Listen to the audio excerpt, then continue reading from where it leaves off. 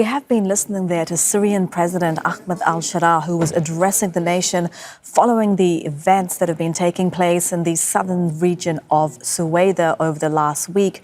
The unrest that broke out a few days ago between members of Bedouin tribes and the Druze community. Our correspondent Mohamed Vall is standing by for us in the Syrian capital.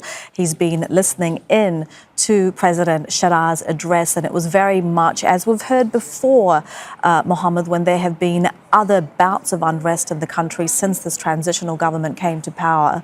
It was very much a message of unity, calling on the Druze and Bedouins to come together to transcend their differences, he said. Well, that's right, Elizabeth. You said it. You actually summarized it, because that's exactly the point that he has been focusing on from the beginning to the end of his speech. He called on all Syrians, and particularly the people in Suwayda and around it, to listen to the voice of reason, to shun divisions. And he said that national unity is a priority for his government, and that the role of the government is to extinguish the fire, so to speak. He didn't use this word, but it summarizes what he wants to say.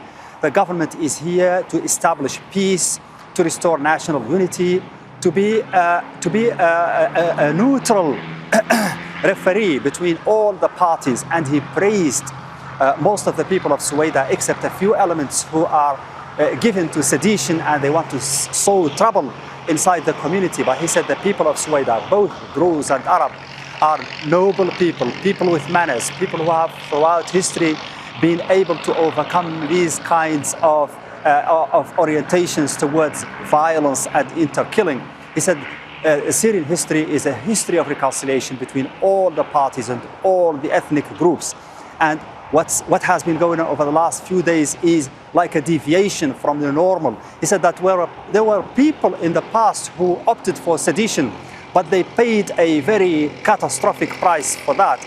And that's a message to those few elements that he mentioned who have not yet accepted to listen to the calls for peace and reconciliation and for this latest truce or latest ceasefire that has been announced. So it's a message of reconciliation and conciliation, a message of reassurance to remind the people in Syria, all of them without any exception, that the government is here for stability, for national unity, and that it's better for everyone to listen to the voice of reason and come back to a situation where all Syrian people can live together in peace and harmony.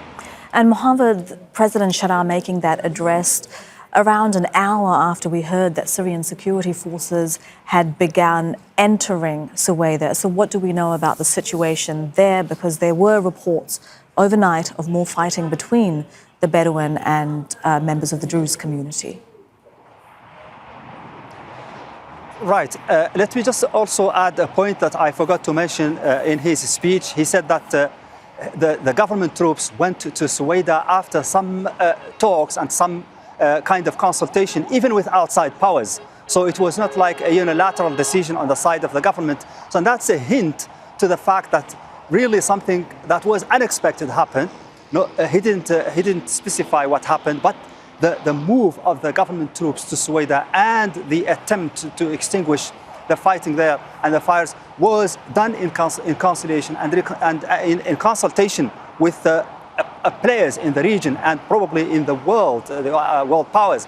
As you mentioned, yes, we have been told by the Ministry of Interior that the government security troops are now moving inside Suwayda. They did not specify whether they have gone inside the city itself, but around the city they are redeployed, and that's in order to deconflict and go between those two factions that have been fighting.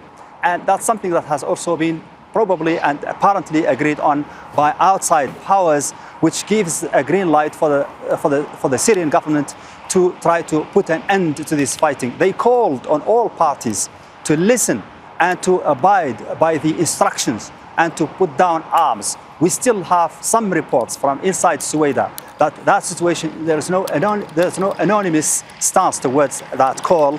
Hikmet al-Hijri, one of the spiritual leaders of factions, who has been very outstandingly, very outspokenly against the interference of the government, he made a call actually for his people to put down arms, for a ceasefire and to stop the fighting.